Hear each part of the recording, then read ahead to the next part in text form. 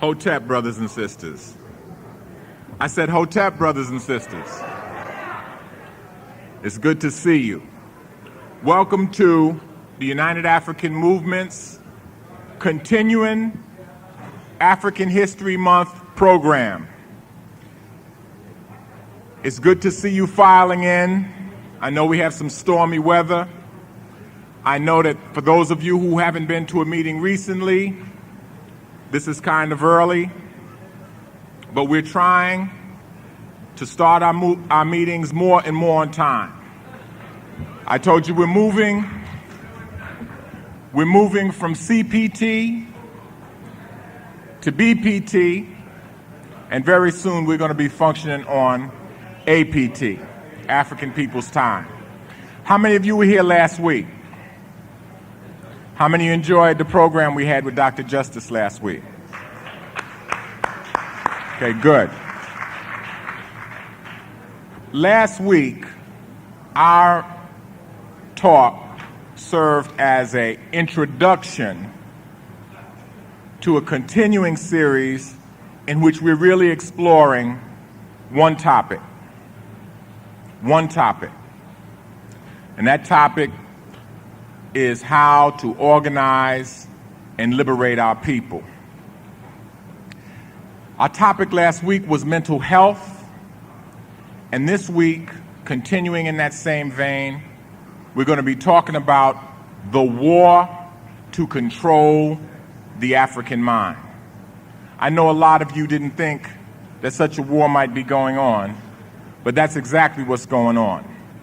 If you look in the dictionary, the word war comes from the Norman word, the Norman French word were, W-E-R-R-E. And what it means is an open and armed conflict between principalities. And if you look up the word control, it comes from the Anglo-French word, which means to counter by rolling on its axis. It's a means of opposing. And I know that all of you know what the African mind is. When we say African mind, we're talking about that mind that originated along the Nile Valley. We're talking about that mind that erected the mud brick pyramid-shaped tombs down in the lower Nile Valley. And then as we moved up the Nile Valley, or down the Nile Valley, depending upon your perspective, but northward, that began to erect pyramids made out of hewn stone. When we say African mind, we mean that mind which has spread all over the world and whose contributions have made those good things in the world, those good things. We're talking about the mind that laid out the plans for Washington, D.C. through Benjamin Banneker. We're talking about the mind that introduced medicine and introduced science and technology to the world. So when we talk about the African mind and the war to control it, we are talking about a very vital subject when we talk about liberating our people. Because if there's a war to control that mind, and we don't even know that it's going on, then we actually are going to have to first learn that and get into that before we can even take our next step. Today's speaker, Dr. Amos Wilson, and we have conferred a doctorate on him. We don't have to wait for anyone else to confer a doctorate on him because, as I would say of Professor Clark, and I've said it before, fortunately I said it before, for those of you who remember, I'm not saying it because Amos is here today. If Professor Clark and Amos Wilson aren't doctors, you could take the doctorates, the PhDs and the MDs of most of these people out here and make toilet paper out of them.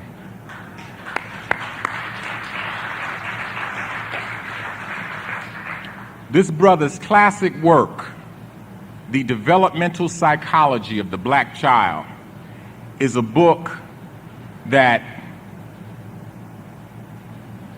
every person who works in the field of mental health, and even lay people who are not working in the field of mental health, need to get into. Amos is one of the most intelligent people that I have ever seen. He's also one of the most intellectually honest people that I've ever seen. And if you get into a conversation with him, you'll find out that he doesn't want to tell you a lie. So what he'll do is he'll ask you a couple of questions to see if you're going to respond to him with some rhetoric or respond to him with some nonsense. And if he sees that you can't handle it, he would just rather not say anything. But if he sees that you can handle what it is that he has to tell you, it may not fall along the political lines that you think are correct. It may not fall along the religious lines that you think are correct, but it's going to be the truth, and it's going to be something that wakes you up. I remember that it was in a talk that Amos gave about maybe 4 or 5 years ago, in which he raised a question which should have been really in every African person's mind, and it was about the disease AIDS. And it was a simple thing. The activities that people say caused AIDS been going on since the Greeks, some of the earliest Europeans. So how did, in the 1980s, a disease spring up at the same time all around the world in homosexuals in the United States, in heterosexuals in Haiti, and in Africa? And it's a very basic kind of question, and it prepared our minds for the information that Francis Welsing later brought to us, showing us how this bug from the so-called green monkey had been worked on by scientists for decades before the epidemic spread around the world. And I just use that as an example to show you the kind of critical thinking that Amos does in all kinds of fields. You can get a good talk from Amos about medicine, about psychology, about history, and there's always going to be a new and intelligent twist to it, and it'll always be whatever your mind can stand. Brother Amos, are you ready over there? You said you came here ready, right? Okay, this is a very good brother, Brother Amos Wilson. We first met him, I would say about 9 or 10 years ago, when he came and spoke at the Black Family Collective series over at the County Cullen Library, which eventually moved and became the Harlem Hospital series. This is a brother who, if he just concentrated on selling his book and giving speeches, could be a wealthy man. But he has more in mind for us and more in mind for himself and our people than that. This brother doesn't just talk black business and buy black. He's actually been for years struggling with a venture called the Harlem Copy Center on 125th Street there. He's had his ups and downs, but he's hanging in there with it. He does lecture. It's a treat when he lectures, because the brother does not want to spend his time doing this. Doesn't want to spend his time doing this. And we're very appreciative at United African Movement that he took time from his busy schedule and from the very heavy and significant things that he's doing to come and pay us a visit and to come and share some information with us. I hope you'll give him a big round of applause by way of introduction, and I won't delay things any further. I'll just say, Brother Dr. Amos Wilson.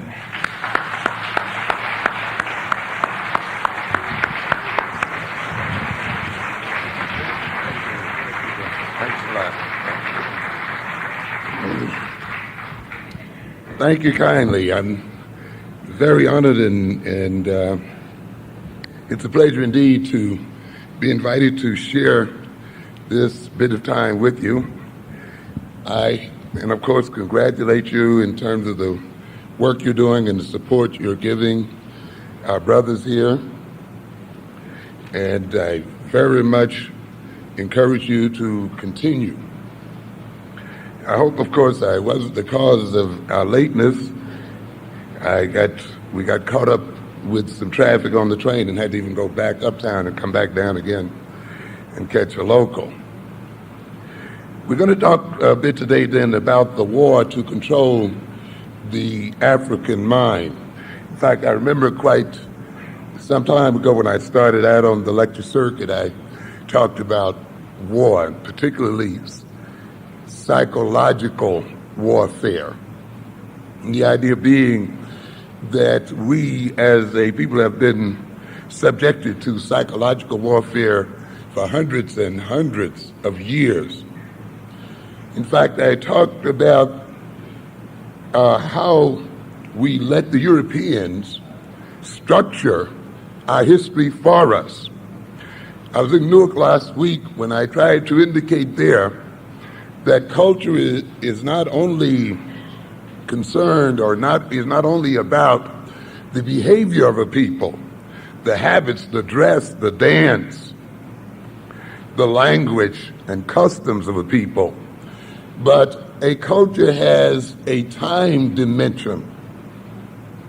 That there is a time dimension relative to culture. At that point, I tried to show how our children, to a degree, are miseducated as a result of the fact that the time dimension, the very time schedules for classes are keyed. History is not only a way of a sequence and events. It's not only a series of dates and events. History involves the demarcation of time, the division of time. That our sense of history is actually a geometrical, mathematical concept. That history is a system of coordinates wherein we locate ourselves in time and space. We determine past, future, and present in terms of our sense of history. And therefore, when our history is rewritten, or when history is distorted, our sense of time and place is distorted as well. And when we let then Europeans write history and divide history up in terms of their time system, they're also then distorting our identity and distorting our sense of location and place, distorting our sense of the past as well as our destiny. So we get a history that's divided up, let us say in terms of World War I, World War II, Korean War, the Vietnamese War, and so forth. And yet, as African people, when we look at war, we may date the history of war quite differently. We may recognize that we have been at war with the European continuously for the past 2,000 years. And therefore, we cannot accept their demarcation of wars, because that distorts our perception of ourselves and distorts our relationship with the rest of the world. Beside the military war, actually psychological war is probably the most important factor involved in the conquering and domination of a people. It is not enough just to physically conquer a people or militarily conquer a people. That requires vast expenditures of money, men, power, military force, police force, and other kinds of things. The ultimate captivity, of course, involves the waging of a psychological war against the people so that they can be controlled without military outlays. By changing their minds and shaping their minds, they will literally become self-controlling. They will literally then, through their own self-determination, fit into the needs and purposes of the captive armies, of the armies that are in control of them. The attempt then has been, and if we look at the history of neo-colonialism and the history of the European psychological warfare has been one then where the Europeans have withdrawn their governing forces, where they've withdrawn their armies and so forth, but through education, through cultural imperialism, through the control of information and other things, have continued unabated a psychological war against the African mind. And ultimately then, it must be this war we have to fight and win. When we talk about then the war to control the African mind, we of course should sort of define our terms, and I'm not going to define mind in the fullest sense of the word, because of course there are many definitions and many perceptions of what mind is or what it may be. I'm going to look at it though from a perspective that sees it in a dynamic sense, that sees the mind as a sort of what we call a nodal point, as a point of conversion and diversion of what we may call field forces. In other words, the mind is at the point where internal forces from the personality and from the body and external forces from the environment impact upon one another. The mind then is a coherent system of operations that is more than a thing, because we cannot locate mind in a place. We cannot look into our brain and say, this is where the mind is located. When we look at the brain as it thinks, we note that the full brain usually is involved. And there is constant oscillation, shifting, and moving in the electrical chemical activity of the brain. There have been psychologists, for instance, who've tried to really locate something we might call mind or aspects of the mind, and of course have failed at the attempt. So under these circumstances, it's more to our advantage then to look at the mind in an operational sense, in terms of what it does. So in this sense, we can say it is a relatively coherent and active set of operations, which is influenced and influences the field which surrounds it. That is, it is a set of operations that is influenced by the inputs from the environment, of which it is a part and a product in a way. And it also acts on the environment. So it's a situation, the mind then is a set of operations that seeks to coordinate and regulate those forces, those energies and vibrations that flow into it from the environment, from the body, and to regulate those forces and reactions that flow from the body and from itself onto the environment itself.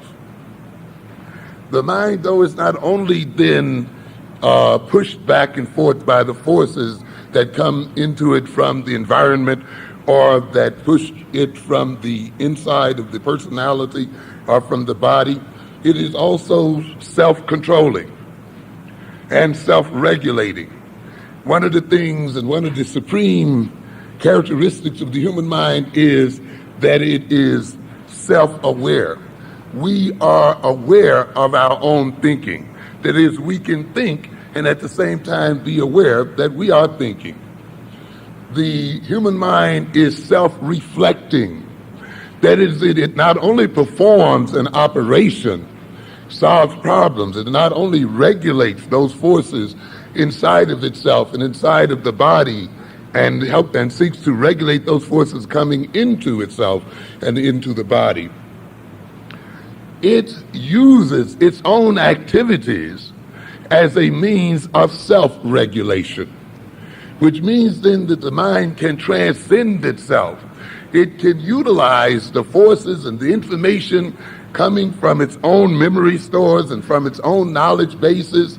It can use the information coming from the environment, coordinate that information, and create a synthesis with that information and create new knowledge.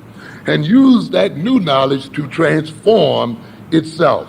So in that instance, it is self-transforming.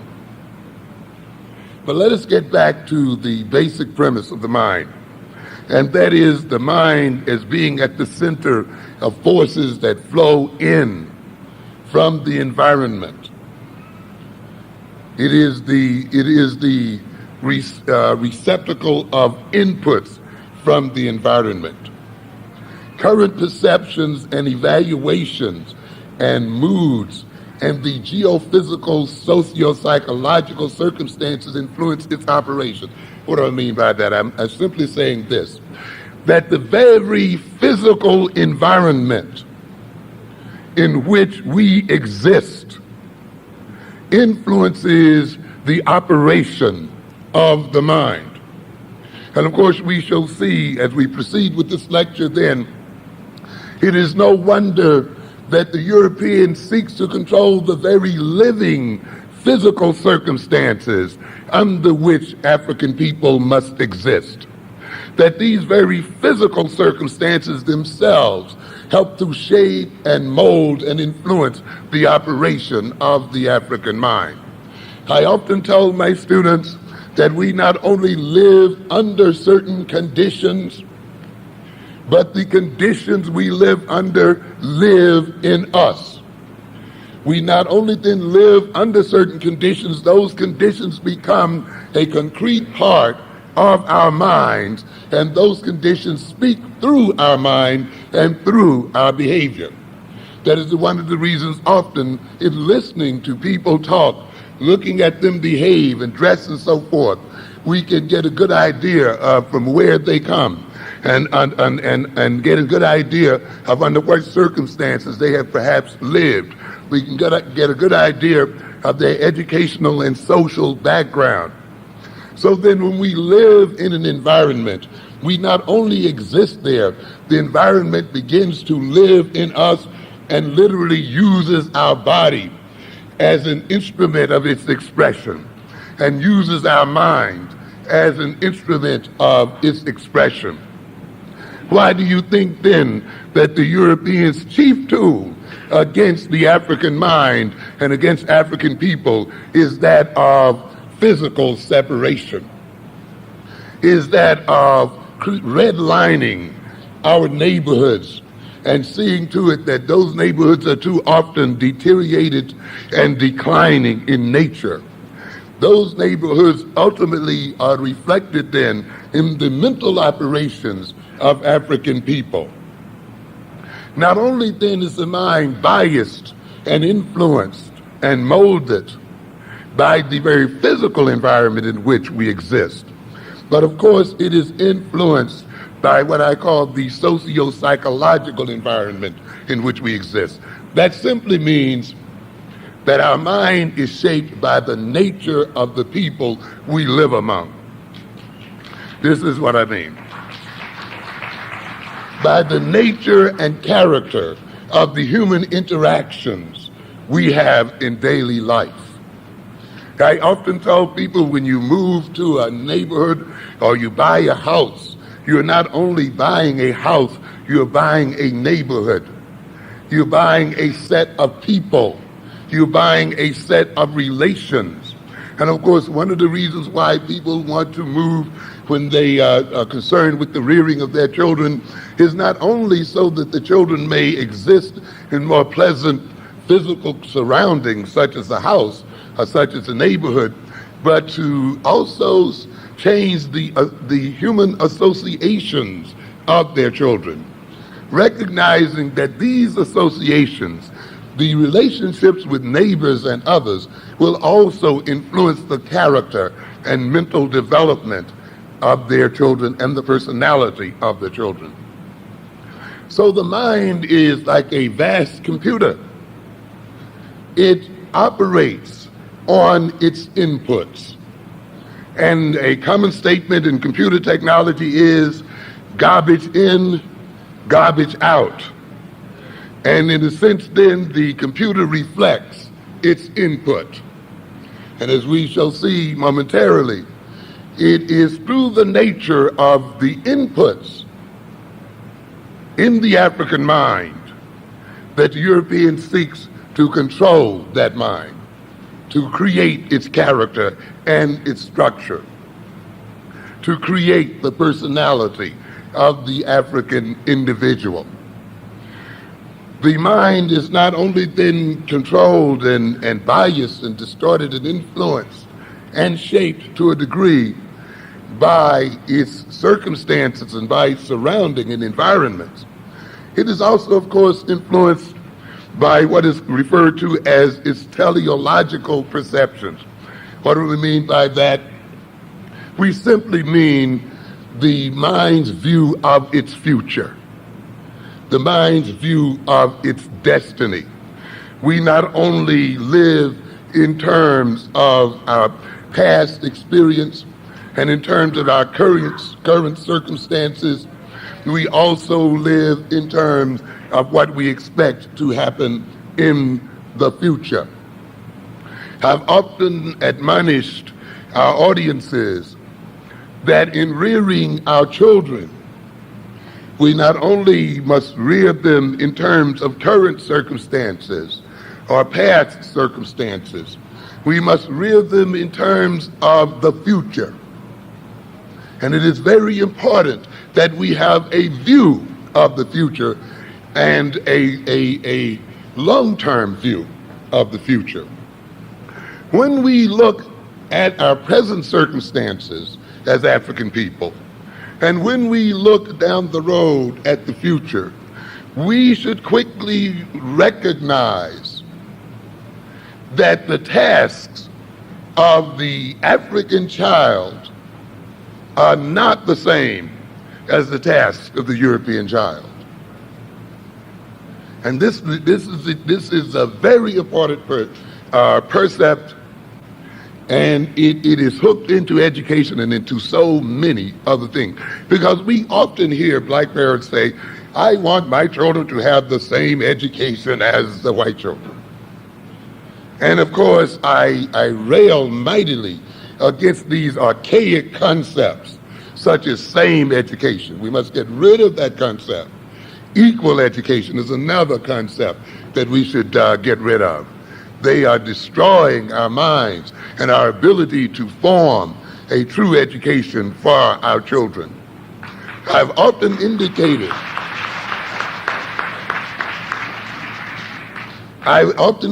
there's no such thing as a standard education. To a very great extent, the kind of troubles we see our children in today are the result of the fact that we have accepted European words and definitions and seek to operate within the confines of those definitions. This, of course, is one of the major means by which war is made against the African mind. I've urged black professionals to take up the banner and take up the war of redefinition, that as long as we operate within the definitions of Europeans, that we will be subject to their determination of our behavior. I've talked often about European constants, that is, certain European programs that have not changed since we first met the European and which are not intended to change. That the superficial changes that we are now experiencing are only brought into being to maintain the constancies. That we must develop the ability to look beyond the superficial changes and see the constancies being maintained by those changes. We are getting ready to elect an African mayor of this city, but beware, this change is still another version of neocolonialism. Its intention is ultimately to put a black face on white power. You must recognize the intention ultimately for the European is not to give up his power. He may even force integration upon his people. He may even elect our people to offices and so forth. because in the good old neo-colonialist fashion, these people elected to offices are a means by which the ultimate economic, political, social, and other controls are maintained. So we must not see these changes as substantial and basic changes. I'm not advising you not to vote and not to put our African into office, but let us not be deceived. During this Black History Month, I often advise our people that while it is good and wonderful and fitting to celebrate our heroes and to celebrate great events in our past, we must also use this time to meditate upon the lessons taught by those events and by those heroes. It will do us very little good to build up a pride as a result of looking at these heroes and as a result of looking at our great accomplishments if we truly do not learn the lessons of those events and accomplishments.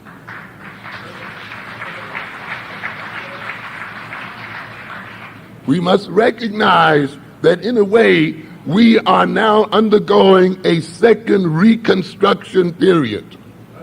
That this is not the first time we have been down this road in America. Those of you, of course, who read Lerone Bennett's Black Power USA are familiar with that fact. I've often noted how Bennett did not finish that book. Of course, he then talked about what? Black mayors, black lieutenant governors, black legislatures, black voting power, black corporate leaders, black men in the Senate, black men in the Congress. And yet, in the 1870s, when Andrew Johnson changed his program, when the Supreme Court changed its program, our people were disenfranchised, and it took us 100 years to get back to the same point that we were at then. Which means then that a people who can give are people who can take. And simply because we may be voting in a black mayor doesn't say that this is going to go on forever and ever. We voted him in before. And because we did not change the basic power relationship between ourselves and the Europeans, we were disenfranchised. In this context, I often warn that we are not protected by laws. We are not protected by courts. We are not protected by presidential mandates. They are but words on paper. Words cannot protect your interests. The law is only as strong as those who enforce it. And the laws that now so-called protect us are written by our enemies and enforced by our enemies. And the day that they decide that they will not enforce them, the law will be null and void, and they will remain neutral on the books. So that the ultimate thing then is not laws, not civil rights laws and rules, not fair housing laws and rules. I've told you again and again that if one day the European has to choose between feeding his child and your child, I don't give a damn what law is on the books. He's going to feed his first. And you may cite laws and rules, but the reality will be the one with the most power is going to be the one that rules under those circumstances. So that the ultimate goal for African people then is not the placing of laws on books, nor even the election of mayors and governors, but ultimately the building of power so that we can prevent those who would wish to destroy us from doing so, regardless of the laws they may write, regardless of the laws they may enforce or not enforce. So when we look at the mind then as a teleological instrument, is determined by its teleological perceptions. Thank you very much. And again, I'm saying teleological is just one big word for future. is hooked into our word telephone, which means distance, just distance. That's all we're talking about here. We look and we see the condition of African people today. On the bottom, as Garvey noted so many years ago, everywhere he went, the African man, the black man, is on the bottom of the economic, social, and political ladder. Those circumstances have not changed. In many instances, they are getting worse. We will find, if you go to Barnes and Nobles and some of the others, numbers of books asking, can the African survive? Our very survival into the next century is in question. I often note that our children looked at the series Star Wars, and I noticed that in the beginning of that series, there were no black people in the movie at all. And I noted that whenever then the European looks into the future, there is not a black man there. They had animals, robots, and everything else operating rocket ships and so forth, but not a black man was there. Which means then, ladies and gentlemen, those who think that they're in control of creating the future do not see the African man there at all. This means then ultimately, if we look at the task that our children must perform, that the basic task of the European child is conservative. To conserve and maintain the advantages that the European already has, and to enhance those advantages. So that means their rearing in their homes, in their communities. That means their education then is basically conservative. Because since they already have the advantage, they seek then to maintain that advantage. When we then look at the African child, we see a very different future. And I've often said then that future is revolutionary.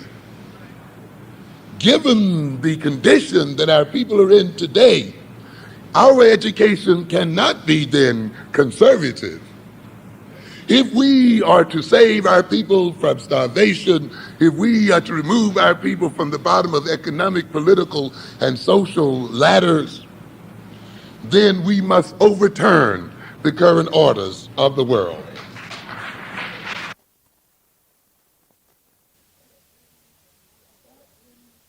That in and of itself makes it very clear that they cannot receive the same education as the white child. They cannot be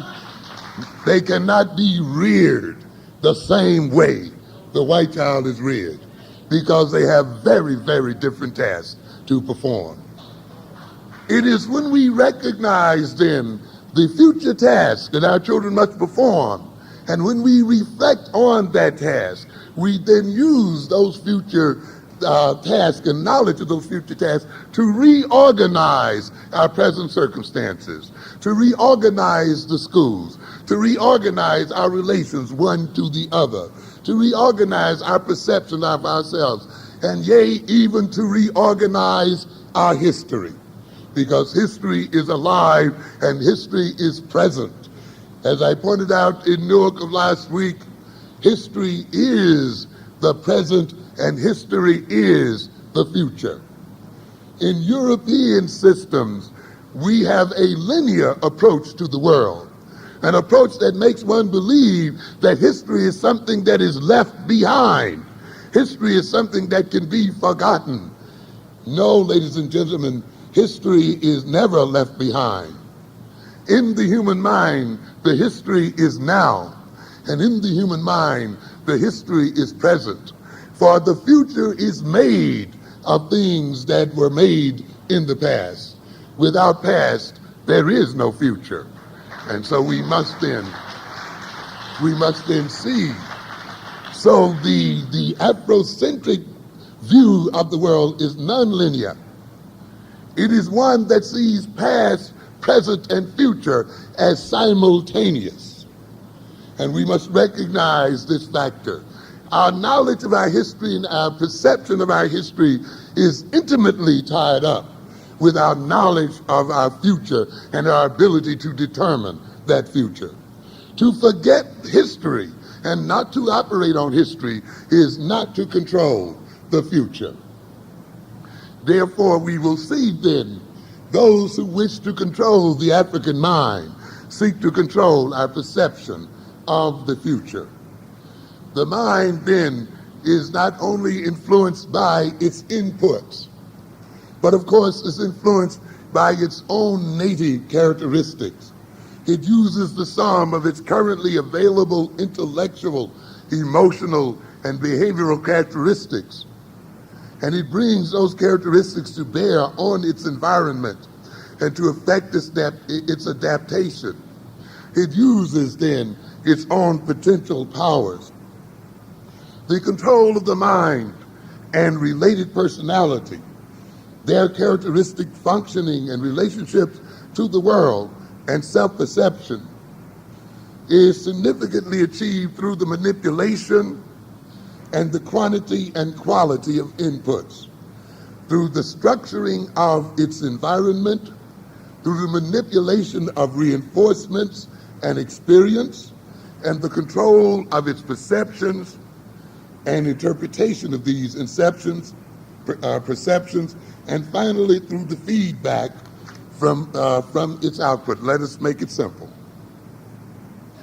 I only mean this then, that the mind essentially is controlled by the nature and quality, by the quantity of information that flows into it. It is also controlled by its native characteristics,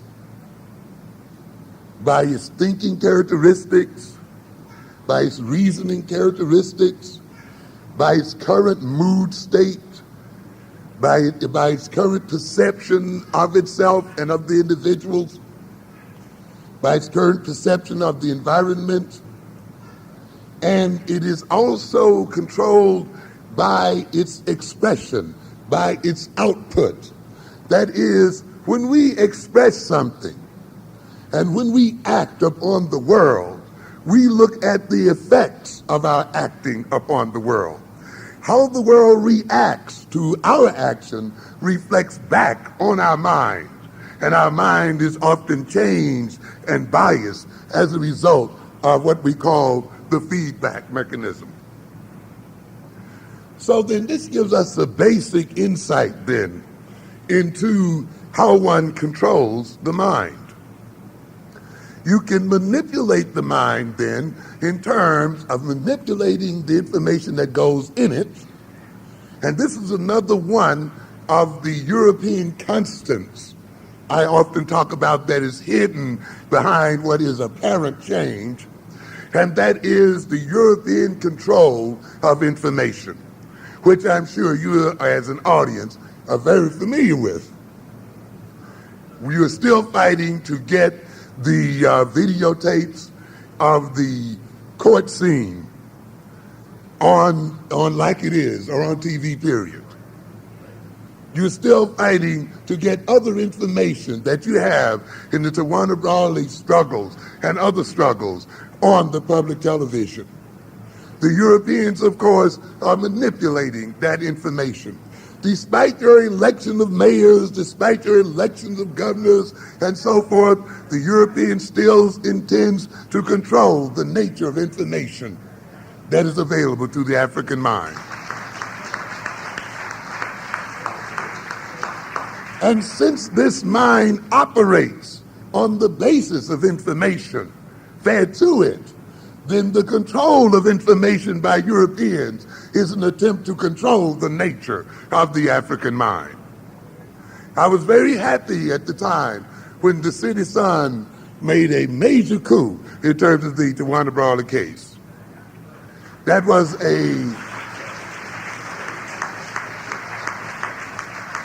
a monumental event, ladies and gentlemen. I hope that you recognize the great historical value of that situation. For the first time, a black newspaper, I may not say the first time, but at least the first time in current history, a black newspaper threatened to become an authority within itself.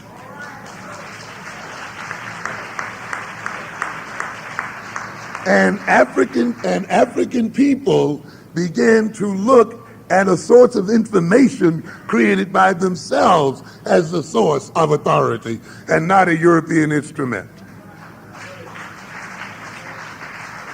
Because it becomes very, very dangerous to the status quo when we begin to listen and follow our own authority and our own sources of information. And you can see then the New York Times as it attempted to take back the authority that it had lost through the City Sun, through either the ignoring of that information or by this 2 or 3 page spread that it made concerning the so-called grand jury findings. But it had been wounded, and we must continue to wound it until it is ultimately destroyed.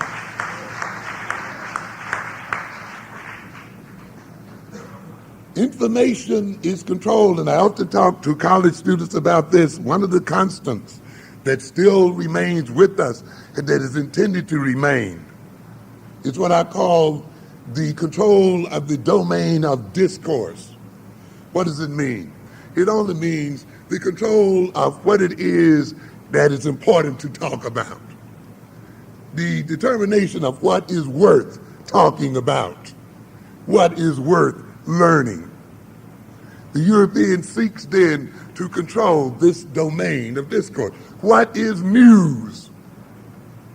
You know, the New York Times then sees itself as what, the paper of record and this and that, which means in a way that it is not news until the New York Times says it's news. It is not news unless it occurs on the major network. Anything that doesn't occur on the major networks that does not make the Eurocentric papers then is not considered news. It is not considered worthy of learning. We see this in college catalogs. I said often many of our students go to college, they look in the catalog, they see the listing of courses, and they assume then that the courses listed there must be worth knowing.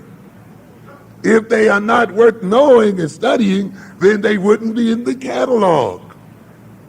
Of course, the adverse reasoning is, if it's not in the catalog, then it must be what? Not worth knowing. Is it no coincidence then that the things that are most pertinent to our advancement and liberation as a people is left out of the college catalog, is left out of the news, which then subtly creates in our minds that news that is important to us, news that is relative to us, is unimportant and not worth knowing. So the very design of the catalog, the very news stories that appear in the paper, the very news stories that are projected on the television set create a value system in and of themselves.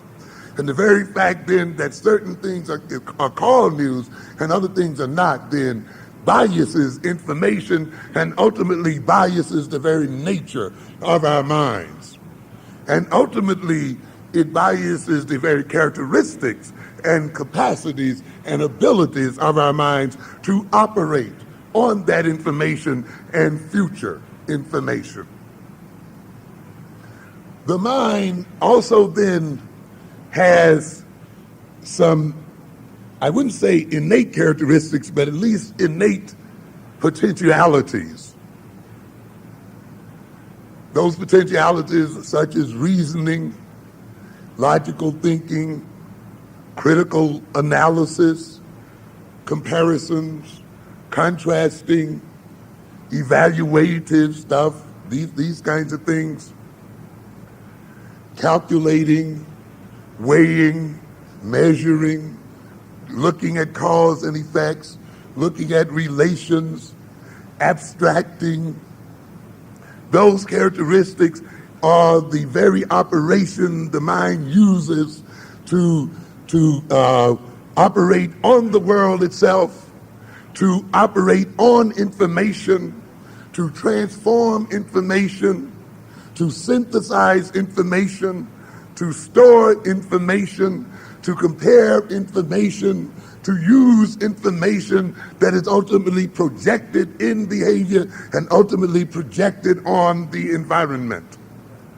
A mind then that cannot look at implications and develop implications, a mind then that cannot perform simple syllogistic reasoning, a mind that cannot perform comparisons, a mind that cannot contrast, a mind that cannot calculate, weigh, and measure, a mind that it cannot determine causes and effects, a mind that cannot determine relationships, a mind that it cannot perform organization, a mind that cannot perform planning, a mind that cannot evaluate its effect upon the world is a mind then that has no real influence upon the world, and is a mind that has lost control of itself, and is a mind that cannot protect the interests of the personality and the person in which it is a part.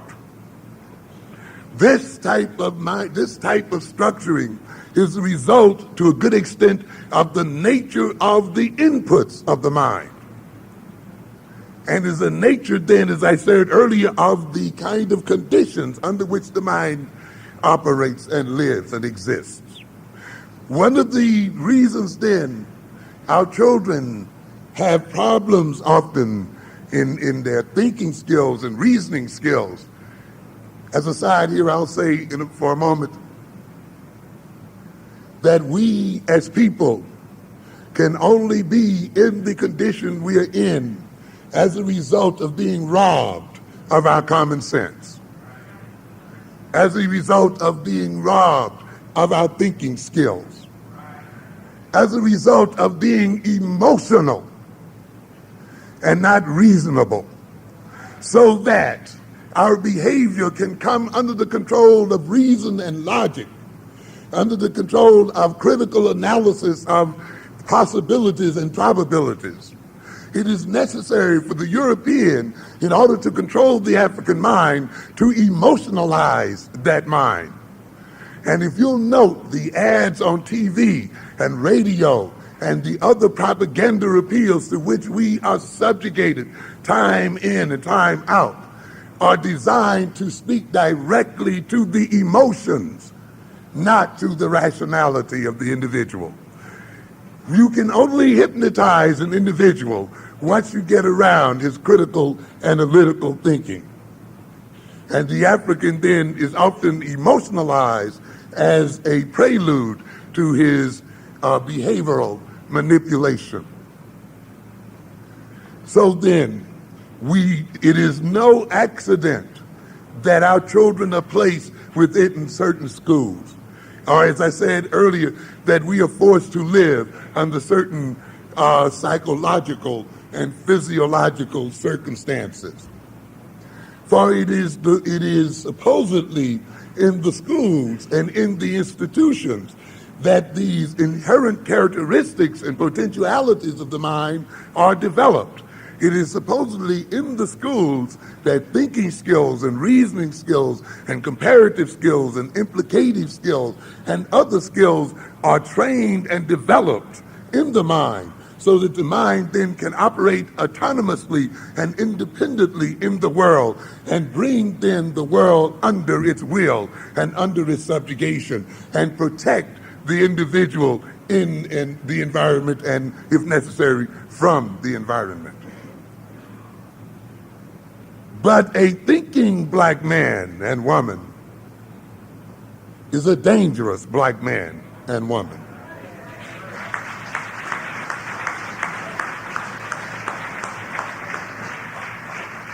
I have to tell you again and again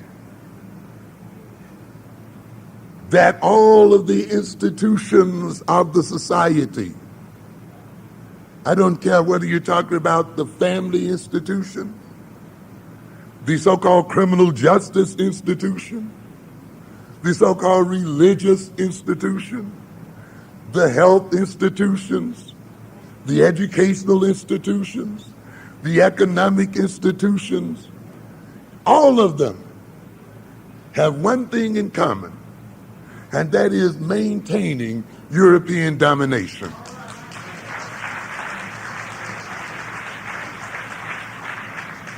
And I have said often, and I will say again, that is the reason why when you meet those institutions, they will operate in relationship to you in a way that is the very opposite of what their name implies.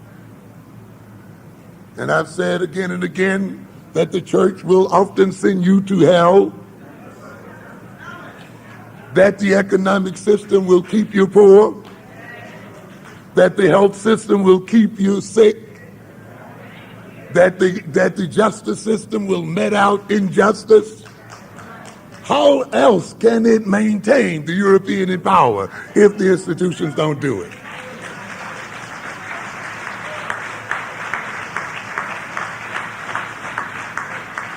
And I'm surprised by how often we are surprised as to why our children are not learning in these schools. We don't understand. In order for us to be in the condition we're in, we must literally be turned backwards as a people. We must be reversed because this world can only be ruled in terms of lies. When you have a minority of people, a 10% of the world's population, a 10% of the world's population whose lands are not inherently wealthy, whose lands have no natural resources, ruling over the other 90%, then that other 90% must be kept out of its mind. That other 90% must exist in a state of deception. That other 90% must live then in a reversed situation and in a backward situation. Therefore, that other 90% must accept the lie as truth and the truth as lies.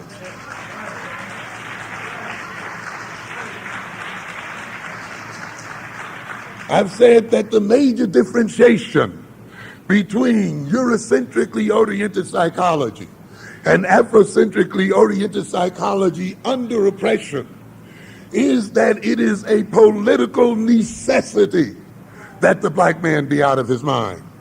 It is not merely the result of the interaction you had with your mother or your father. It is not merely the result of the absence of your father in the home or the absence of role models in your communities or all of these other things we hear day in and day out. It is not merely the result of that. It is ultimately the result of the need for the European to maintain power and domination. And these things are but an effect of that need. You had 2 Sundays ago a bunch of Negroes trying to explain the disparity between the education of black females and black males. A pathetic situation. Pitiful. They went to Yale, went to the University of Chicago. The experts that they had what? Set up. And of course, those experts gave them the answers that they wanted to hear. And then they are presented to African people as experts. But if they'd gone to the people themselves, I'm sure they would have got a different set of names and a different set of people. But those people did not appear in that paper. So we get people putting effects as causes. You say, oh, it's the absence of the black male model in the neighborhood. But how does the absence of the black male model occur? Why is it necessary for that absence to be there? That is never dealt with and discussed. It never gets around. So you have a bunch of experts discussing secondary situations and minor situations and making them appear to be major. That is why they're teaching at the University of Chicago and Yale. Because those institutions are just as much and more of a part of European domination as any other institution. And yet we say that they give us a good education. And we talk and we feel so good when we send our children there without any African consciousness. They are being sent there to be destroyed.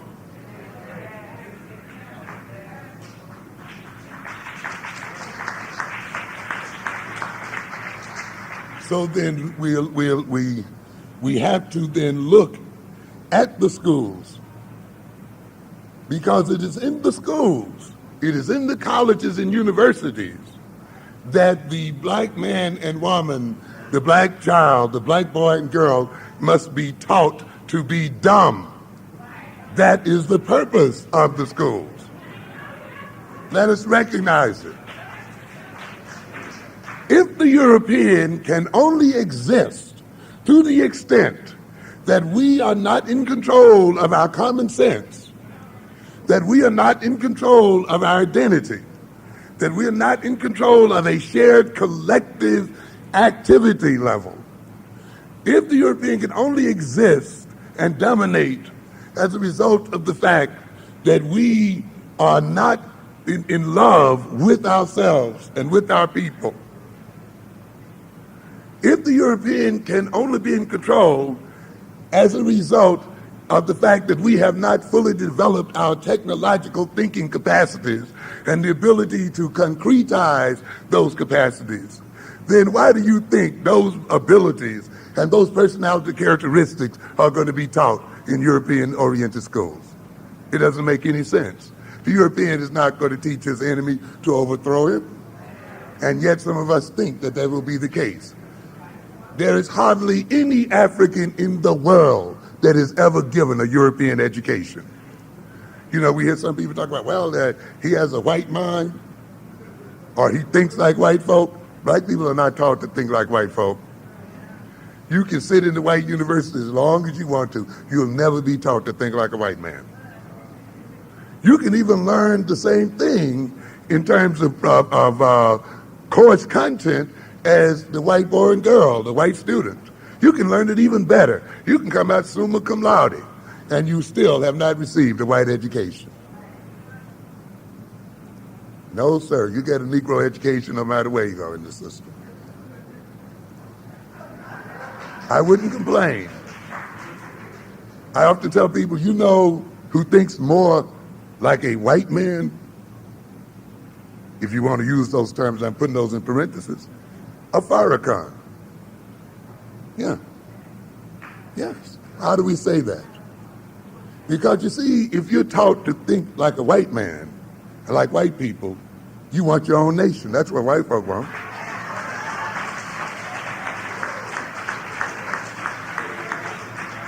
You'd want to own your own neighborhoods.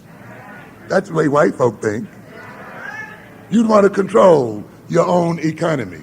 That's the way white folk think. You'd want to have your own army. That's the way white folk think, ladies and gentlemen. These people going to these colleges don't think like white folk. They don't come out determined to control their destiny. They don't come out determined to create their own nations and places in the world.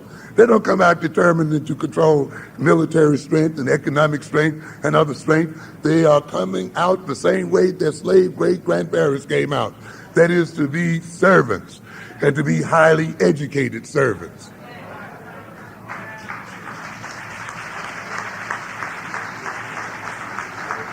That is why a Farrakhan frightens them, because they see themselves in a Farrakhan who says, I don't want to sleep with your women. I don't want to marry your women. I don't want to live among you. I don't want to have anything to do with you. You're dirty, rotten, and regressed as a people. You represent a destructive force in the world, and we are going to remove you from power. And we are here to see that your influence on the world ceases and is put to an end. We're here to take rightful control of the wealth that is under the lands of our people and take rightful control of our minds. We're here to put you in your 10% place in the world itself.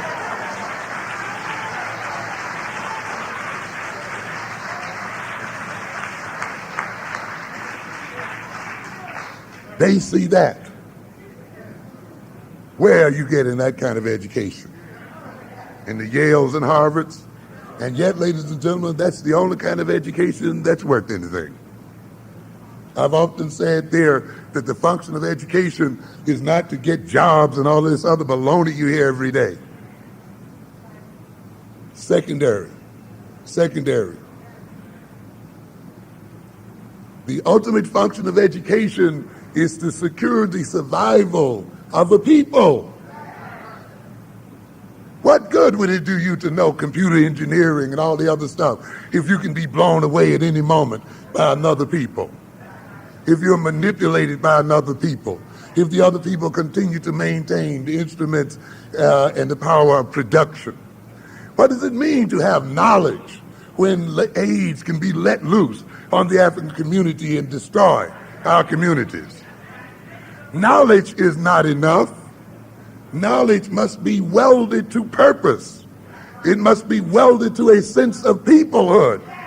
It must be welded to a sense of destiny.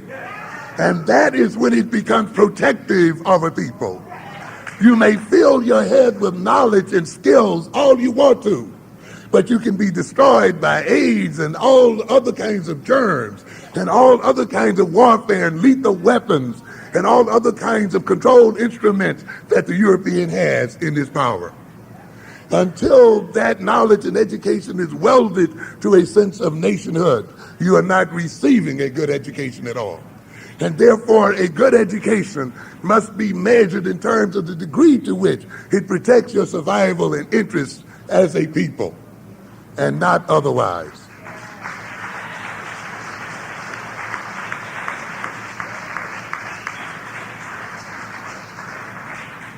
So then we see an attempt then in the European school to distort and to retard the potentialities of the African mind. And the education is designed to do that. And you say to yourself, well, okay, but I know some people who think technologically and this and that, and they got through, you know. Of course, we can say a lot about that. But let us just note this.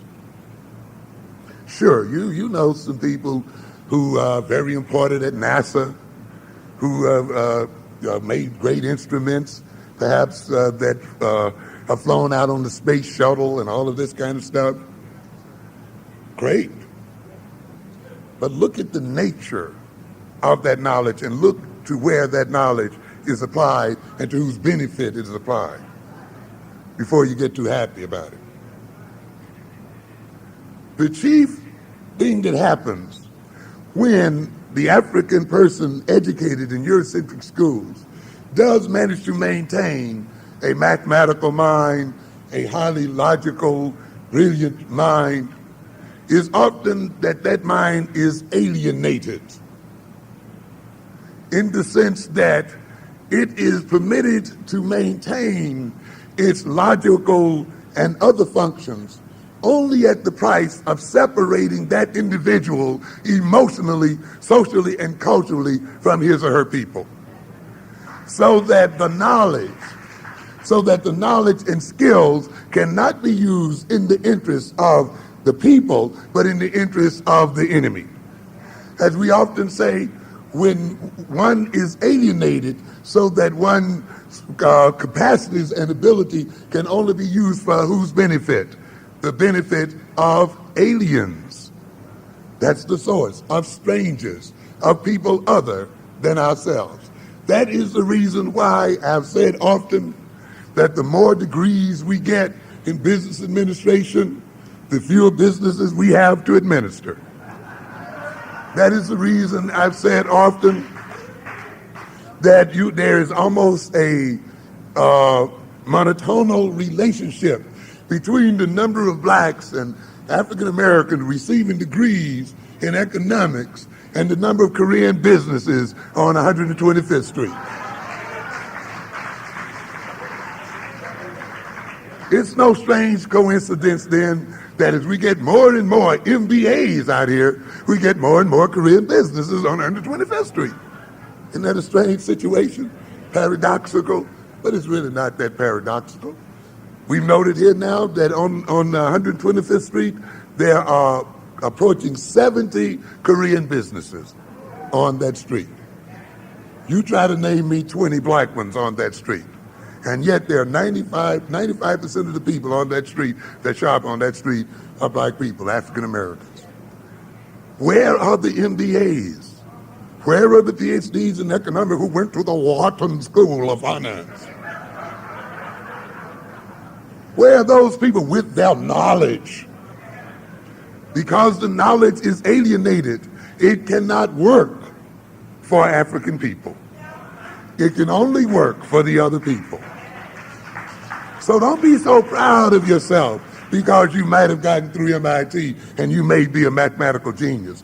See where and how you can apply that genius in the interest of the survival of African people. If you cannot do so, then you have been alienated and you have become a part of your own oppression.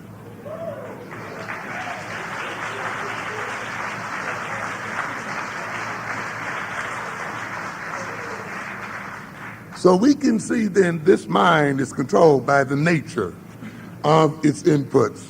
And in light of time, I'm going to have to move on here, but I wanted to look at a few things to indicate just how intimately related the nature of the mind is and how much the mind is biased by the nature of input. Those of you who've gone into psychology, who've taken psychological courses, perhaps have run across the chapter on sensory deprivation, where a person is deprived of his sensory contact with the world, where you can be put into a sensory deprivation tank.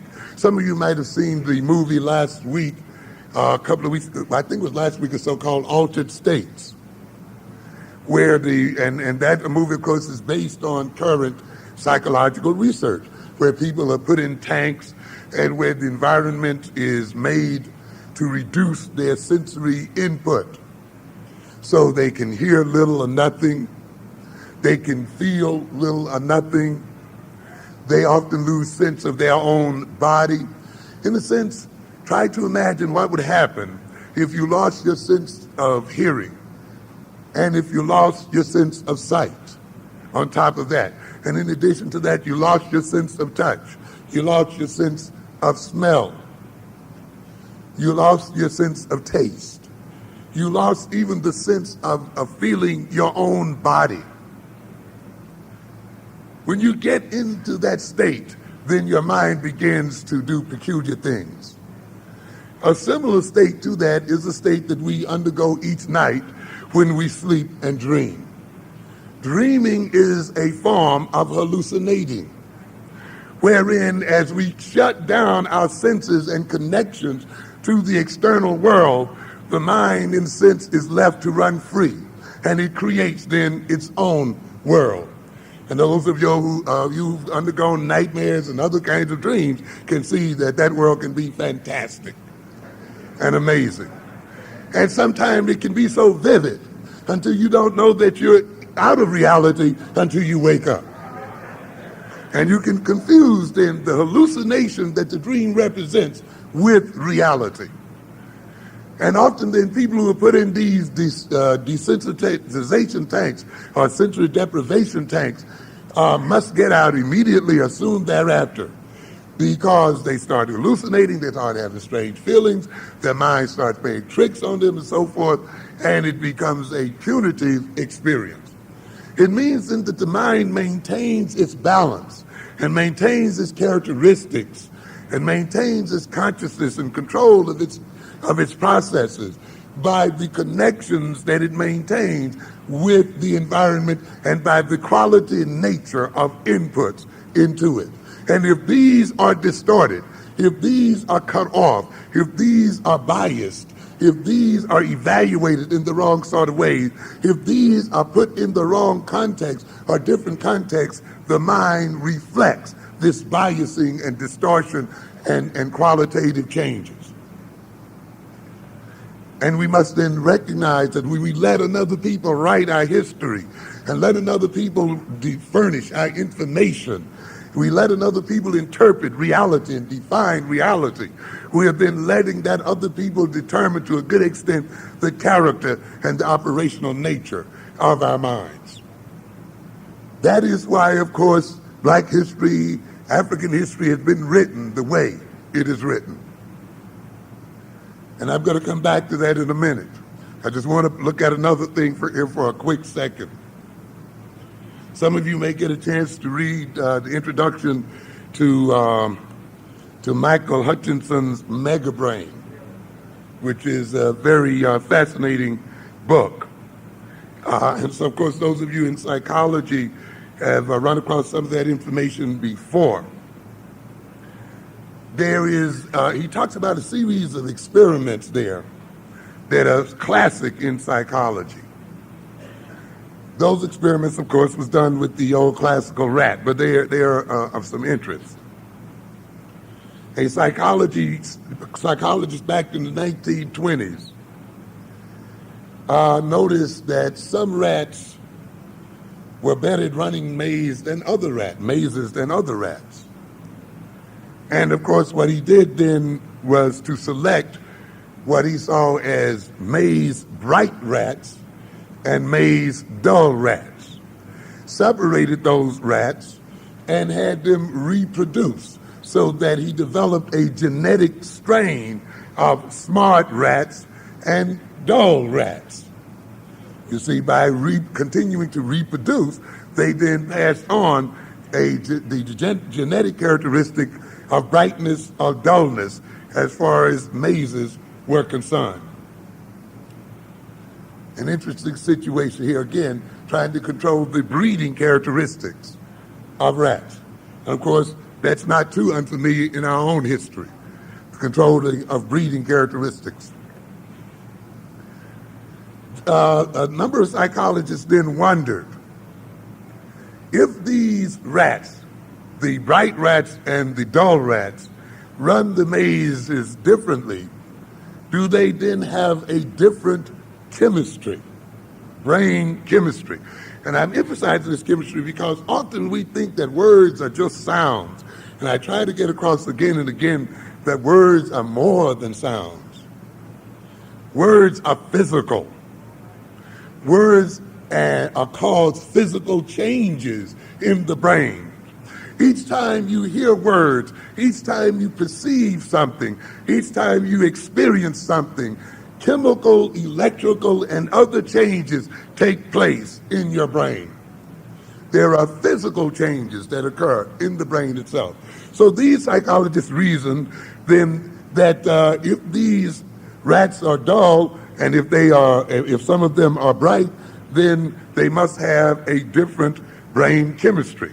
So they then look at the brain chemistry of these two rats, these two sets of rats.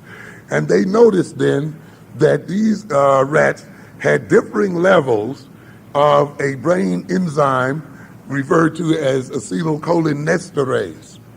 We won't go into exactly what that is. It's an enzyme, though, that is the result of certain neuronal activities.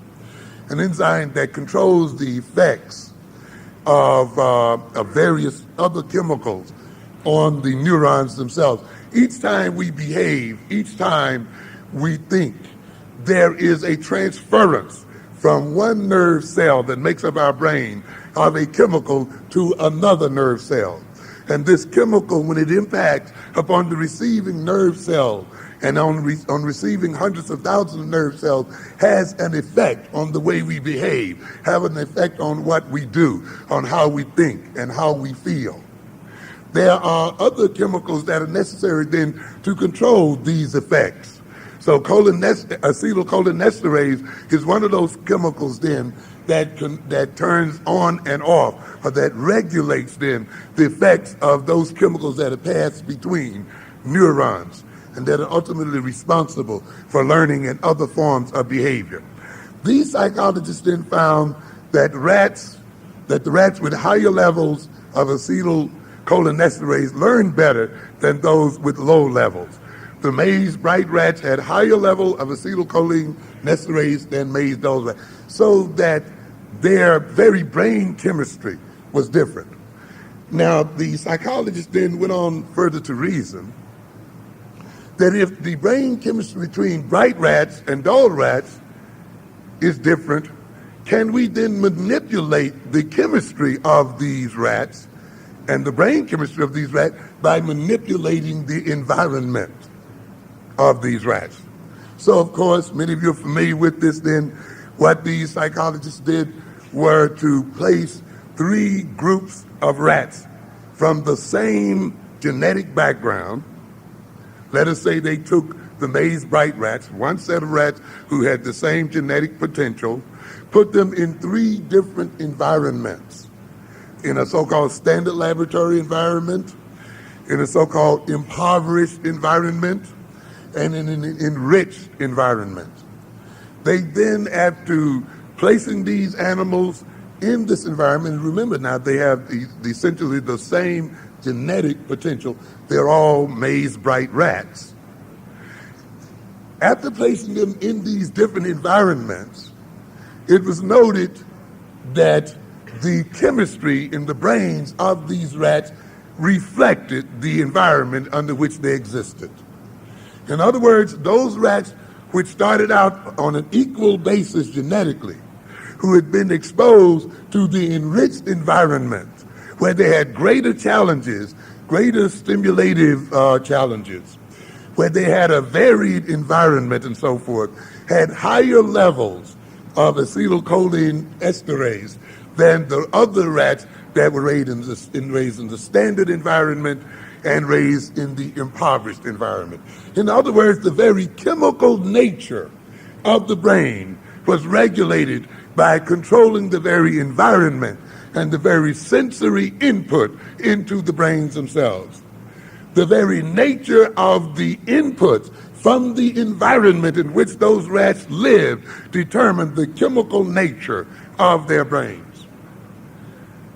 I can't go into it in detail because of the time factor here, but I'll point out one other thing that these experiments showed very clearly, that not only did the chemical nature of the rats' brains reflect the conditions under which they lived, but the very physical nature of the brains reflected the environments under which they lived. Their actual brain weight changed. The actual number of connections between neurons increased. The actual number of synapses, which are those parts of the cell that are interconnected and are part of the communication network with other cells, increased. Many other aspects of the brains were transformed physically and chemically as a result of the experience under which those rats had lived, under the influence of the nature of the information that they had received and that had gone into their very minds. It was shown that the weight and chemistry of these rats could be changed when they were in old age. That is, they took rats that were the equivalent of 75-year-olders and 90-year-old human beings. And these rats' brains were made to change chemically as well as physically as a result of being exposed to varying information and varying environments. So they indicated then that the brain is eternally plastic, and that its ability to operate and process information, to control behavior, to manipulate the environment, to control itself, is intimately related to the quality of information put into the brain itself. I don't have time to read this piece. Those of you who want to look at this Tuesday's New York Times science section, and I urge that you read this section. If you don't read any other section, read the science section in the New York Times on Tuesdays. On one of the pages there, they talk about test hint, drug may invigorate. On one of the pages there, they talk about test hint, drug may invigorate the older brain. And they talk about then a drug that was used to deal with stroke has also been shown to reinvigorate the learning capacities of older adults. And that adults who were treated for stroke with these drugs also rediscovered their memory and learning and their past learnings, which indicates again then that to change the nature of the chemistry of the brain is to change the very nature of of its intellectual capacities and ultimately of its intelligence. Now let us get back in the light of this. Then what I'm telling you in simple terms then, that the control and manipulation of the environment under which we live as a people, the control and manipulation of the school environment, the control and manipulation of information, the control and manipulation of definition, the control and manipulation of reality is a control and manipulation of our minds and a control and manipulation of our very physical brain and a control and manipulation of the very chemical nature of this brain and ultimately a control of our minds as such. That is why we cannot let the European any longer control information and any longer control this world and any longer define the nature of the universe in which we exist.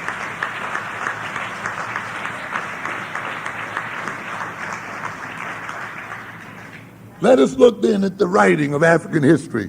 And I will urge you perhaps to check with African Echoes, and perhaps they can set up some kind of relationship. African Echoes located there in Newark. Last week I did an address in terms of European history and its effects. And I talked about history in a psychological sense. I talked about history in terms of social amnesia and the fact that amnesia is seen as a pathological state in abnormal psychology, and how then being disconnected from one's history, being disconnected from one's culture is to be put in a state of amnesia and therefore to be put in a state of pathology. We then looked at the nature of that amnesia. And I'll just quickly list a number of the effects and results of our not being in touch with our history. Because too many of us are made to think history is something that you learn about the past and history is something about dates. I started that address off by indicating that the very fact that history in the United States is projected as something that is irrelevant, is projected as something that is not economically relevant, that it is a series of dates and events, in and of itself is an attempt to manipulate our mental nature. This society does not project an image that does not work in its interest.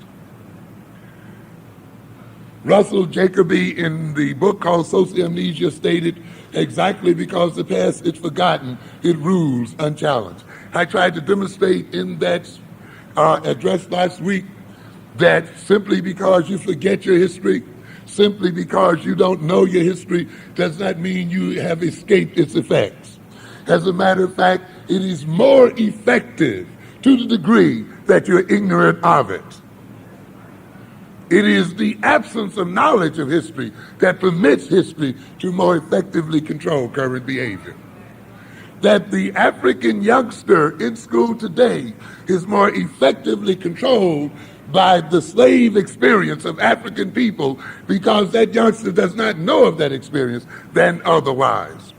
And therefore, keeping our children from a knowledge of that experience is only to subject them to deeper control by our historical experience as a people. I try to then indicate that amnesia then, the social amnesia by the absence of knowledge of our history, by letting our history be manipulated by another people, means that our life is determined by fear, anxiety, terror, and trauma. When you run away from your history, you must run away from it for a reason. You must run away from it because you're ashamed of it. You must run away from it because it creates anxiety in your mind. You must run away from it because it terrorizes and traumatizes, because it makes you angry, and therefore you repress the knowledge and refuse to know it. But the problem is, then the terrors and the anxiety becomes the means by which one is manipulated. So the very absence of the knowledge of history means that we are controlled by the fears of that knowledge. And therefore the personality falls under the control then of fear and anxiety. And consequently, we become pathological. Our behavior then becomes one that is determined by avoidance rather than by affirmation. So social amnesia then does not get us away from the effects of history. It puts us under the negative effect and pathological effect of history. I indicated then that social amnesia means that the individual operates on the basis of denial. So we have bunches of African people operating and defining themselves and relating to other African people on the basis of denying who they are and denying their history. So life is lived negatively. Life is lived in terms of escape. And everything they are about is the escape of their history and of themselves. And you see, when you're made to fear yourself, when you're made to fear your history, when you're made to devalue your culture, when you're made to devalue your experience, then you come under the control of fear and terror, and life becomes determined by a constant attempt at denial. Life becomes determined by a constant attempt at escape. And one of the major reasons then our people are subjected to the use of drugs and subjected to the use of alcohol and narcotics is that those drugs and narcotics aid them in denying reality and denying and escaping their history and their themselves. So a forgetting of history distorts one's perceptions of the universe and makes one blind. It leads then to self-alienation and ultimately to self-destruction, because whether you know your history or not, it is a part of yourself. And to repress that history is to separate you from yourself. And you can only be alienated to the degree that your personality has been split in two. It is only in the vacuum created by being split from history and culture that a new identity is introjected into the African mind, and the African being becomes possessed by another identity. I have often stated then, one of the key steps in brainwashing and recreating a personality is to first separate that personality from the ground of its history, experience, and background. It is no accident then that we were separated from our culture. We may look then at the slave camp not only as a camp that's used, that was designed to exploit our labor, but as a camp that was chiefly designed to reorient and reconstruct our personality as African people, to not only use us as servants, but to inculcate and introject into our very bodies and minds a servant's mentality. So that after the inculcation and introjection of that personality, we could then be emancipated and begin given freedom, a freedom which means that we are only free to do the wrong thing.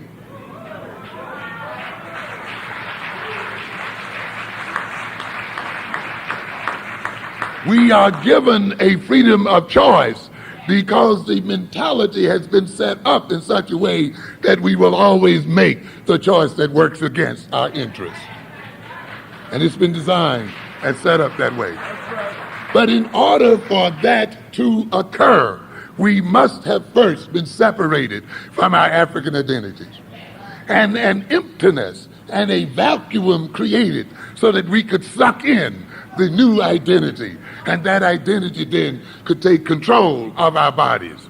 We are possessed by demons. We are possessed by a demon introjected into us by a demonic people. And as you saw in the movie The Exorcist, and it's so amazing, we sit in these movies and are entertained and don't see the insults that these movies represent, and don't learn the lessons that these movies teach. The Exorcist is a supreme lesson in introjection and demonology. The demon then gets into the body and literally uses that body and manipulates that body. The demon only serves its creator. When you let then another people create personality, when you let another people create reality, when you let another people separate you from your identity and yourself, when you let another people give you a name, when you let another people let you deal with the world in terms of the names they've given the world, they have introjected a spirit and a demon into the personality, and that demon only responds to their call.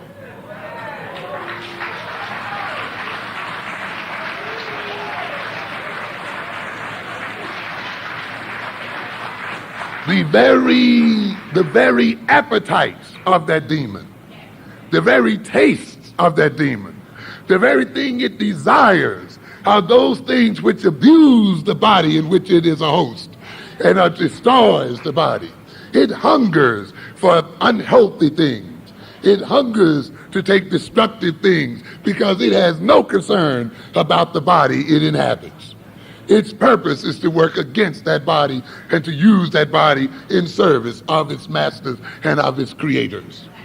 This introjection then of the spirit can only occur as a result of a separation from the identity, from our African identity and identity with ourselves. And so this is what social amnesia does. The rewriting of history then is set up as a means of separating us from ourselves so a new identity can be introjected. So I want you to understand then that history is not just about knowledge and facts and information and about time and so forth. It is intimately tied up to who you are and what you are, how you see the world and experience yourself as a person. Social amnesia then means that the life is based on negation versus affirmation. Life is unintegrated and misunderstood. When you don't know your history, then you don't know the source of your motivations. You are a puzzle to yourself. You start asking yourself, why did I do that? Why do I behave the way I do?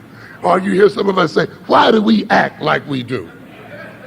One of the curious things about human nature is the very experiences that create our personality are the very experiences we don't remember. The personality essentially is formed by age 2.5.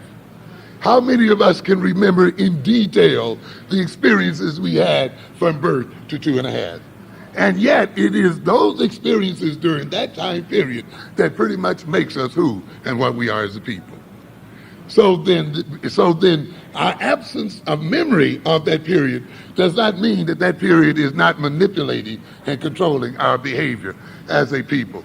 It means then that the very way we behave and the very basis for the way we behave is inaccessible to us. Then we don't know why we behave as we do. When a people then rob you of your knowledge of history and culture, your own motivations and behavior then become a puzzle to yourself. And you cannot then engage in self-understanding or the understanding of the universe that surrounds you. Motivation is puzzling and uncontrolled. When then we are separated from our history, and yet that history is the basis of our motivations, then those motivations control us. Those motivations become habits, and we then become weak in the face of those motivations, and we find ourselves then creatures of habits rather than creatures of reason, rather than creatures of wisdom. When we are then put into social amnesia by having our history controlled, in forgetting our history, we forget and misinterpret the history of others and their motivation. I indicated that you cannot deeply understand African history without deeply understanding the history and psychology of the European. It is through the understanding of yourself that you understand the psychology of your enemy. From history, we assume the wrong identity and we identify with our enemies. We are given identities by others. We lose a sense of shared identity and collective response. I must run through this. We forget the debt that we owe to the past and future generations. We then misinterpret our accomplishments as our own individual accomplishments. I often say to college students, don't you think that you're in these European colleges simply because you are so smart, or you come from the right families, or you made the right SAT scores and all that other nonsense you're told? Africans have always been from the right families. They've always had the intelligence. They've always, but despite all of these things, they were not admitted into these schools. So you're not here as a result of your great intellectual skills. We've always had that. You're here because a people put their lives on the line, made sacrifices and so forth to get you here. And you owe those people a debt.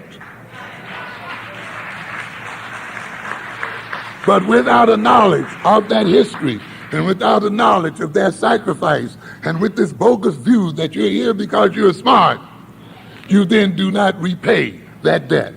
You become a ready servant for the other people. Not only, though, do you not pay the debt for the people who made the sacrifices, because you've forgotten that history, you forget the debt that you owe to those coming behind you. You then don't become concerned about the school politics and other things. You just want to get your credits, get out and make a big buck.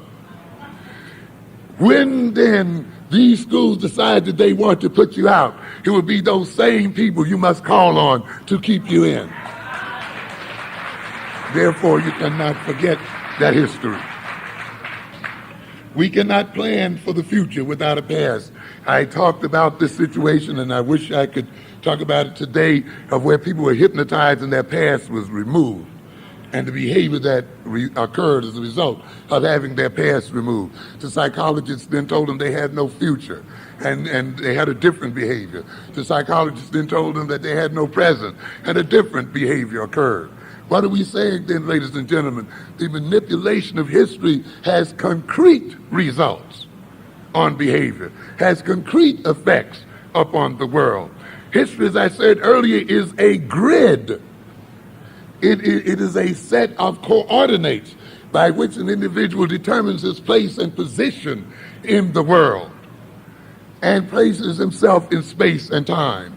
And therefore, a people who have forgotten history and a people who are not concerned with the future are a people who have lost their orientation, are the people who have a sense of meaninglessness, a sense of purposelessness, a people then who are manipulated by current fads and current fashions, not a people whose behavior is determined by purpose and by a sense of destiny. That is the reason why history is rewritten, not only just to rob us of facts and information, but as a means of controlling the future. Intellectual structures and powers are undeveloped and restricted. Our talents are alienated. I showed in that lecture in the prior week how, through the forgetting of our history, we actually have lost economic power. I showed how Africans on the continents, by recalling African tradition, were able to raise and are able to raise large sums of money to finance their businesses, how they are able to get away from Eurocentric banks. I come to tell you, ladies and gentlemen, there's no such thing as a black bank. That banks retard black economic progress. Is it little wonder that Freedom National Bank, sitting on 125th Street, lets 70 Korean businesses inhabit that street, while black businesses cannot flourish there? What good is Freedom and Carver doing us sitting on that street if they cannot establish businesses and economic development over there? It is because they are not ours. They are institutions of foreign powers. It does not matter if there are black people in it, as long as they are regulated by the federal government and regulated by European tradition and history, they belong to Europeans and not to African people.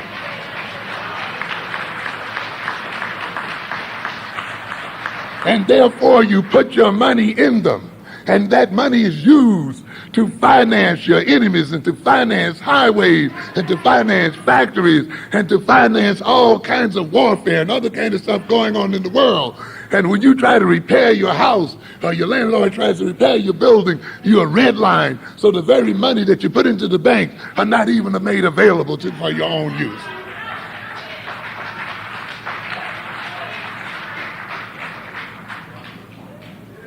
We could do without them.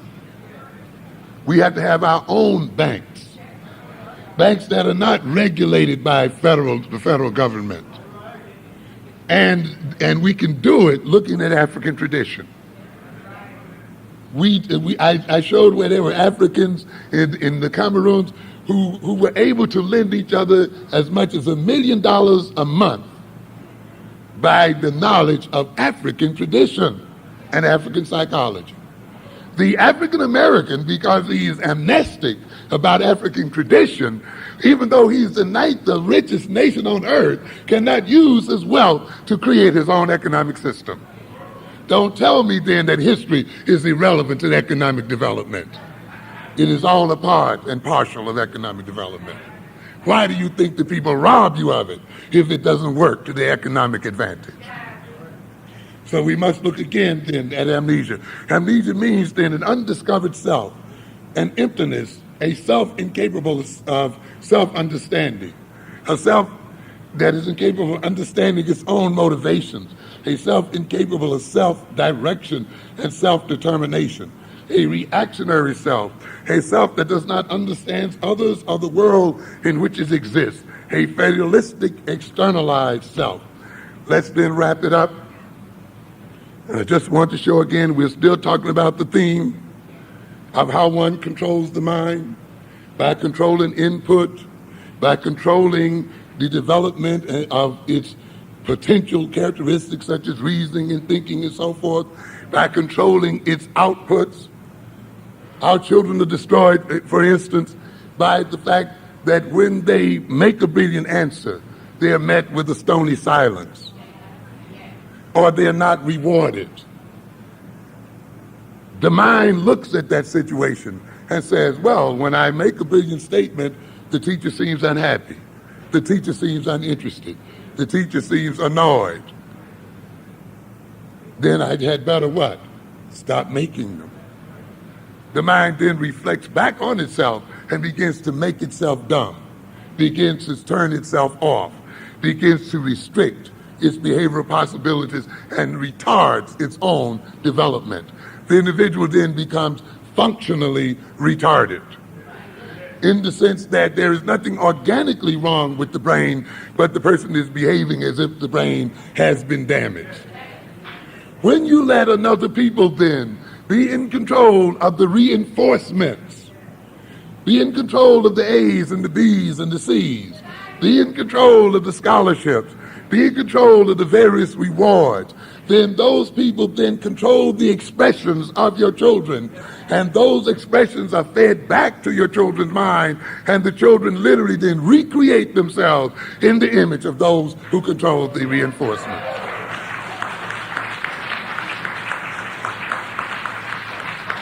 And so we see the European on both sides of this mind, on the front end controlling its input, and on the back end controlling the effects of its output, and then squeezing the mind in between, destroying it and restricting it, and ultimately bringing that mind under control when it does not utterly destroy it and kill it and make it dead. Then in summary, the struggle for control of the African mind and personality should be obvious from what I have said. If we as African people are going to get control then of the African mind and personality, it means then that we must get control of the input to our own minds, we must get control of how the mind's potential is developed, and we must get control of the effects of the output of the mind, of the African mind. It means then that we must engage in self-creation as a people. When you can control what goes in your mind, when you can control the nature of development of the characteristics of your mind, when you can control the effects of your mind's output in the world, then you're engaged in self-creation. I've often said then that we as so-called African people today, or as Negro people, if in a better sense today, are a created people, a Frankenstein people, a people put together by the program and intentions of another people.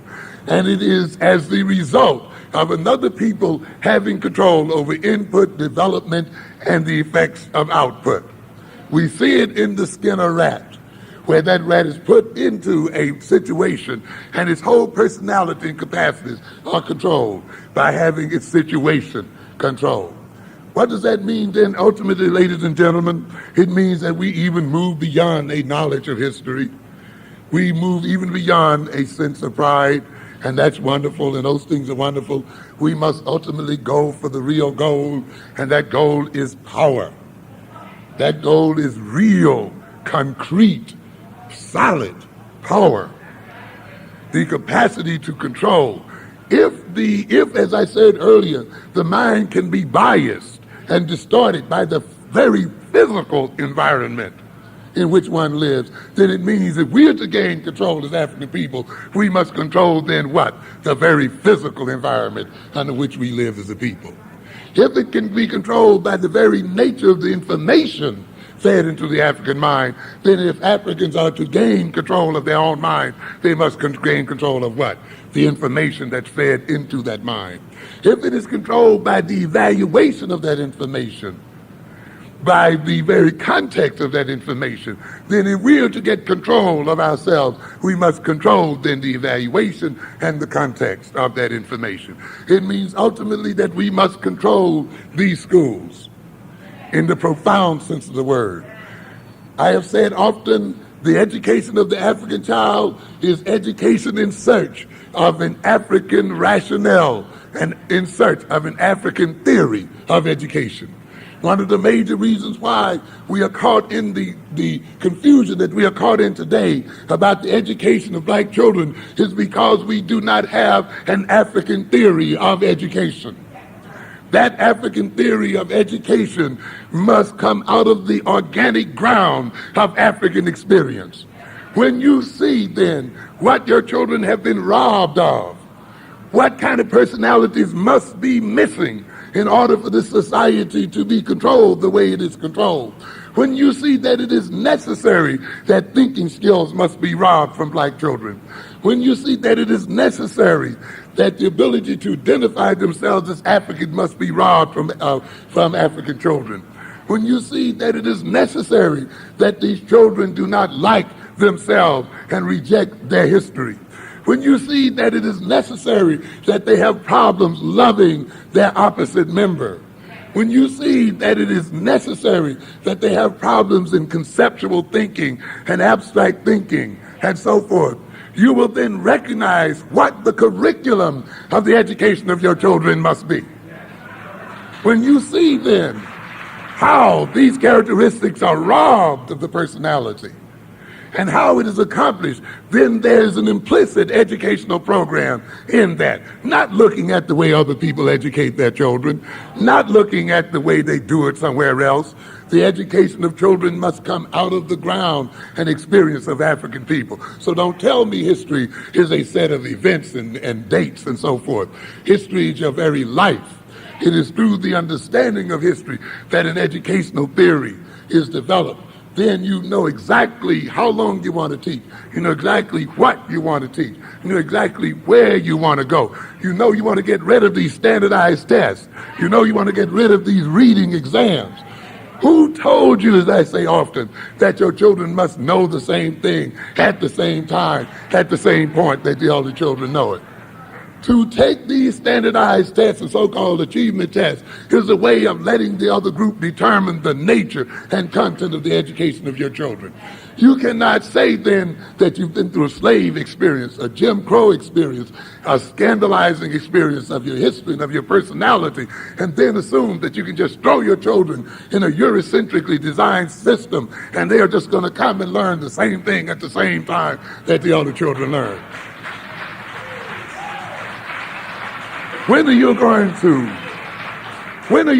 to then inculcate within your educational system a therapeutic and other kind of model that gets them over this kind of destruction of their mind and concept of themselves, so that then they can move forward in the development of their academic and intellectual skills? So it means that what we do with our children in the first 2, 3, or 4, or 5 years of their life cannot be what the European is doing to his child in those first years of his life. Get rid of standard education. Get rid of the concept of equal education. It is not about that. So ultimately then, the strategy for the regainment of the control of the African mind means the recapturing of the African identity. You are African, you are African, you are African, you cannot escape it.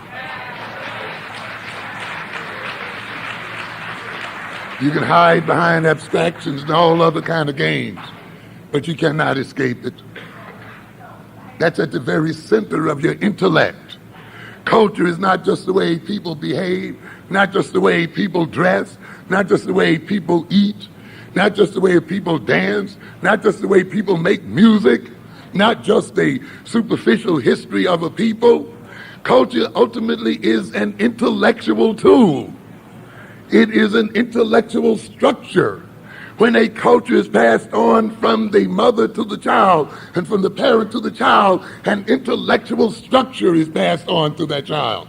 Because the culture determines how the world is to be perceived. The culture determines how the world is to be organized. The culture determines how the world is to be processed. The culture determines how the world is to be attacked. The culture determines how the world is to be evaluated, how it is to be weighed and measured. So therefore, when you pass on a culture, you're passing on an intellectual frame of reference that can be used to compare, to contrast, to see causes and effects, to see relations, to plan, to organize, and so forth.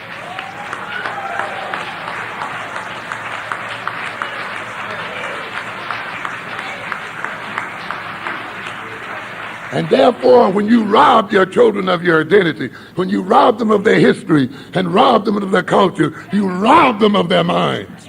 And that is why we have it written the way we have it today. So ultimately, if you want to get back in your minds and recapture control of your mind and recapture control of your destiny and recapture the control of your lands and the economics and so forth, you must first recapture your African identity. Thank you very much. Thank